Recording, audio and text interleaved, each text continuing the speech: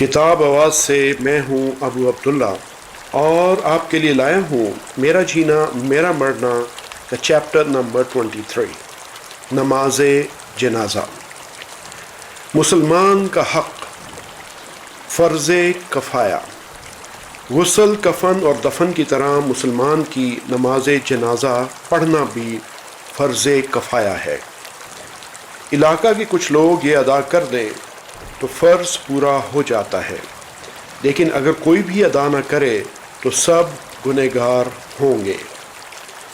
دعائے مغفرت۔ نماز جنازہ دراصل مرنے والے کے لیے دعائے مغفرت کے ساتھ ساتھ ایک سفارش اور ایک گواہی بھی ہے، اور اس طرح زندوں پر میت کا یہ ایک اہم اور آخری حق ہے جسے یہ سوچ کر ہی ادا کر لینا چاہیے کہ آج اس کو ہماری دعاؤں کی ضرورت ہے، کل ہم بھی اسی جگہ بے بس پڑے دوسروں کی دعاؤں کے محتاج ہوں گے۔ فضیلت۔ سیدنا ابو ہریرہ رضی اللہ تعالی عنہ نے فرمایا کہ رسول اللہ صلی اللہ علیہ وآلہ وسلم کا فرمان ہے، جو شخص جنازے میں نماز ہونے تک شامل رہے اس کو ایک قرات یعنی ایک پہاڑ کے برابر ثواب ملے گا، اور جو دفن تک رہے اس کو 2 قرات ملیں گے۔ بخاری۔ کہاں پڑھے؟ نماز جنازہ مسجد سے ملحق عیدگاہ میں یا بارش ہونے یا نہ ہونے کی صورت میں مسجد کے اندر بھی پڑھی جا سکتی ہے۔ یہ مسجد اسی رہائشی علاقے کی بھی ہو سکتی ہے یا آج کل کے قبرستانوں سے ملحقہ بھی۔ نبی کریم صلی اللہ علیہ وآلہ وسلم نے سہیل رضی اللہ تعالی عنہ بن بیدہ اور ان کے بھائی رضی اللہ تعالی عنہ کی نماز جنازہ مسجد میں پڑھائی۔ مسلم۔ قبرستان میں نماز جنازہ کی ممانعت۔ سیدنا انس رضی اللہ تعالی عنہ بن مالک سے روایت ہے کہ رسول اللہ صلی اللہ علیہ وآلہ وسلم نے ہمیں قبروں کے درمیان نماز جنازہ پڑھنے سے منع فرمایا۔ طبرانی۔ قبرستان میں کسی بھی قسم کی نماز پڑھنا منع ہے، لیکن بعض خصوصی حالات میں آپ صلی اللہ علیہ وآلہ وسلم سے ایسا کرنا ثابت ہے۔ کسی میت کو اگر کسی وجہ سے نماز جنازہ پڑھے بغیر دفن کر دیا گیا تھا، یا کوئی عزیز اس کی نماز جنازہ میں شریک نہیں ہو سکا تھا اور وہ اب ایسا کرنا چاہتا ہے، یا صرف شک ہے کہ نماز جنازہ نہیں پڑھی گئی اور بعد میں اس کی قبر معلوم ہو جائے، ان تمام حالات میں قبر کے قریب نماز جنازہ ادا کرنے کی دلیل کے طور پر کچھ احادیث ملتی ہیں۔ سیدنا ابو ہریرہ رضی اللہ تعالیٰ عنہ سے روایت ہے کہ ایک حبشی عورت مسجد نبوی میں جھاڑو دیا کرتی تھی، وہ وفات پا گئی اور نبی کریم صلی اللہ علیہ وآلہ وسلم کو اس کے مرنے کی خبر نہ ہوئی۔ ایک روز آپ صلی اللہ علیہ وآلہ وسلم نے اس کو یاد فرمایا اور پوچھا وہ کہاں ہے یا اس کا کیا حال ہے۔ لوگوں نے اس کے مرنے کا قصہ بیان کیا۔ آپ صلی اللہ علیہ وآلہ وسلم نے فرمایا مجھے اس کی قبر کی نشاندہی کرو۔ پھر آپ صلی اللہ علیہ وآلہ وسلم اس کی قبر پر تشریف لے گئے اور نماز جنازہ پڑھی۔ بخاری۔ اس سلسلے میں ایک اور حدیث نبوی صلی اللہ علیہ وآلہ وسلم ہے۔ عبداللہ بن عباس رضی اللہ تعالی عنہ بیان فرماتے ہیں کہ ایک آدمی وفات پا گیا جس کی رسول اللہ صلی اللہ علیہ وآلہ وسلم عیادت فرمایا کرتے تھے۔ صحابہ کرام رضی اللہ تعالی عنہم نے اسے رات ہی میں دفن کر دیا اور صبح کو آپ صلی اللہ علیہ وآلہ وسلم کو اطلاع کی۔ آپ صلی اللہ علیہ وآلہ وسلم نے فرمایا تم نے مجھے رات کو اطلاع کیوں نہ کی؟ صحابہ رضی اللہ تعالی عنہم نے عرض کیا رات ہو گئی تھی، اندھیرا تھا، ہم نے آپ کو تکلیف دینا پسند نہ کیا۔ نبی کریم صلی اللہ علیہ وآلہ وسلم اس کی قبر پر تشریف لائے اور اپنی امامت میں نماز جنازہ ادا فرمائی۔ ہم نے ان کے پیچھے صفیں باندھیں، میں بھی موجود تھا نبی صلی اللہ علیہ وآلہ وسلم نے 4 تکبیریں کہیں۔ ابن ماجہ۔ غائبانہ نماز جنازہ۔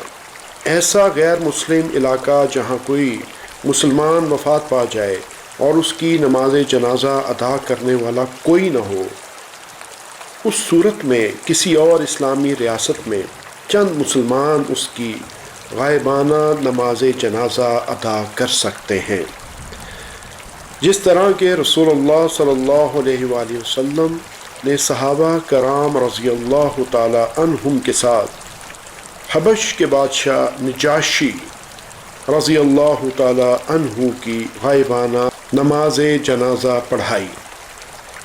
سیدنا ابو ہریرہ رضی اللہ تعالیٰ عنہ سے روایت ہے کہ نبی کریم صلی اللہ علیہ وآلہ وسلم نے لوگوں کو نجاشی کی موت کی خبر اسی روز پہنچا دی جس روز ان کی وفات ہوئی۔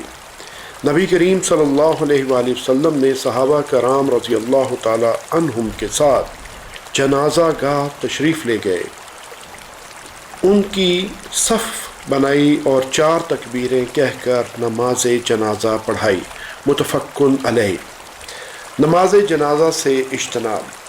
احادیث کے مطابق جن کی نماز جنازہ نبی کریم صلی اللہ علیہ وآلہ وسلم نے پڑھنے سے اعراض فرمایا، ان میں یہ لوگ شامل ہیں۔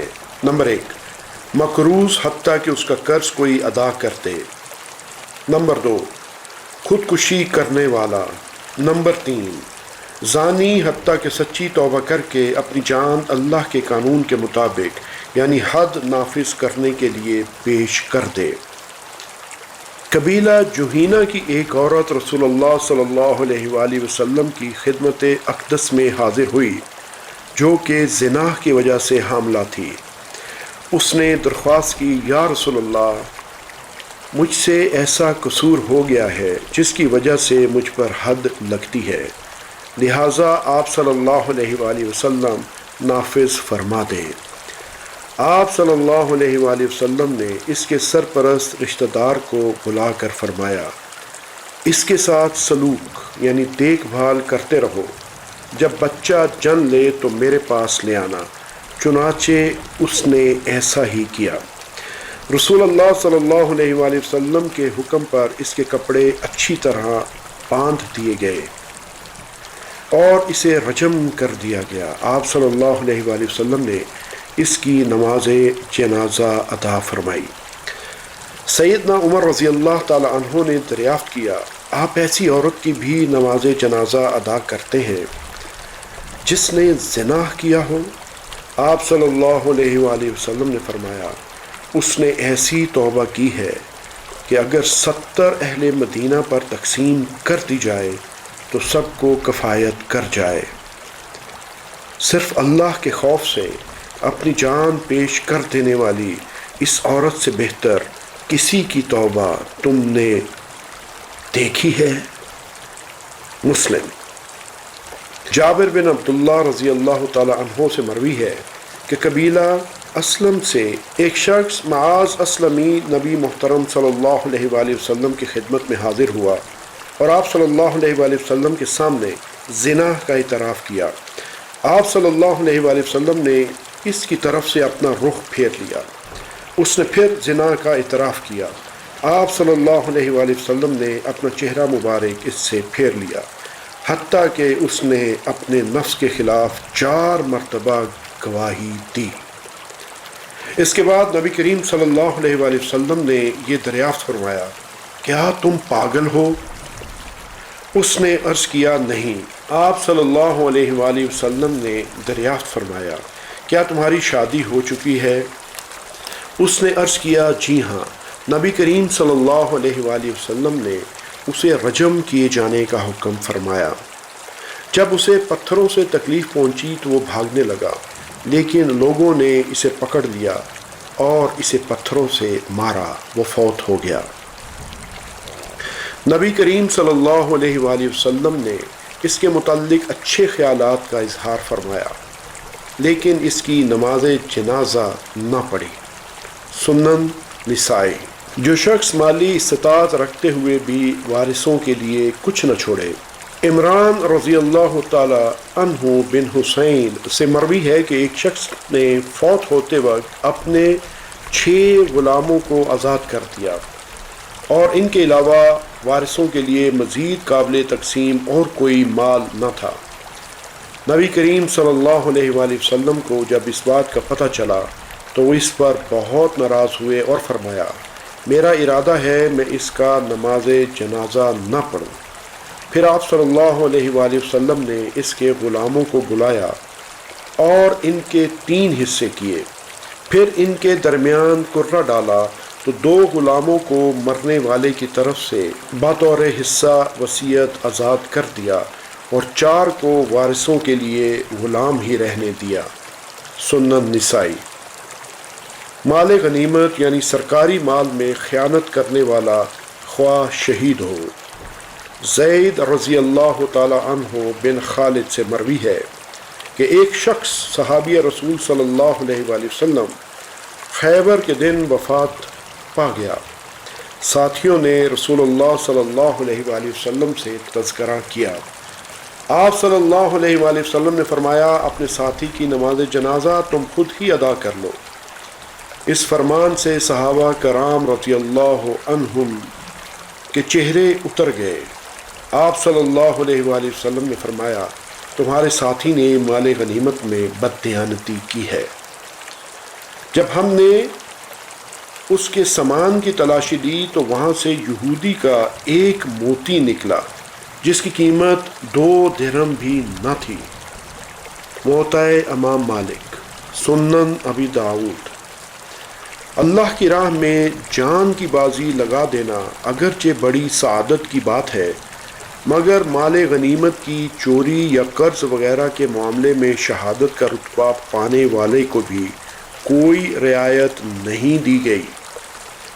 اس کے علاوہ اللہ تعالیٰ نے نبی کریم صلی اللہ علیہ وآلہ وسلم کو فاسق، فاجر اور منافقین کی نماز جنازہ کے لیے فرما دیا تھا، اور آئندہ ان یعنی منافقین میں سے جو مرے اس کی نماز جنازہ بھی تم ہرگز نہ پڑھنا اور نہ کبھی اس کی قبر پر کھڑے ہونا، کیونکہ انہوں نے اللہ اور اس کے رسول کے ساتھ کفر کیا اور وہ مرے ہیں اس حال میں کہ وہ فاسق تھے۔ التوبہ آیت نمبر 84۔